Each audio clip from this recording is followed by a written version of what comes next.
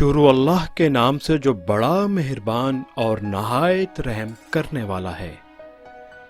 عزیز دوستوں اور ساتھیوں، ہم تساہل کی بیماری کے باعث اپنے مقصد کو حاصل نہیں کر سکتے، نہ آخرت کی تیاری کرتے ہیں اور نہ دنیا بناتے ہیں۔ زندگی میں ناکامی زنجیروں کی طرح پیروں کو جکڑ لیتی ہے اور حسرت اور ملامتیں مستقبل کا سامان بن جاتی ہے۔ عزیز دوستو، ہم جانتے ہیں کہ سوتے کو جگانا آسان اور جاگتے کو جگانا مشکل ہے۔ ہم اور آپ جاگ رہے ہیں مگر بستر سے اٹھ نہیں رہے۔ ہمیں جاگنا ہے اور مقصد حیات کے حصول کے لیے کام کرنا ہے۔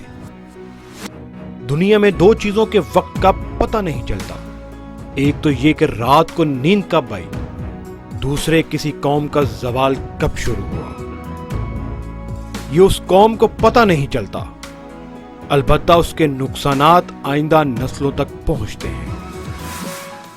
عزیز دوستو، ہمارے زوال کی سب سے بڑی وجہ سستی اور کاہلی ہے، نااہلی ہے اور مقصد کے شعور کی کمی ہے۔ نتیجہ یہ ہے کہ ہمارے گھر کے معاملات سے لے کر قومی معاملات تک الجھاؤ ہی الجھاؤ ہے۔ منٹوں کے کام مہینوں میں بھی نہیں ہوتے اور ہم ذلیل و خوار ہو کر رہتے ہیں۔ عزیز دوستو، اپنی ذات کا جائزہ لیجیے، پھر اپنے گھر کا، پھر اپنے ادارے، معاشرے، بلدیاتی، صوبائی اور وفاقی حکومت کا۔ ہر سطح پر ہمیں اور آپ کو تساہل اور سست روی کا سامنا ہے۔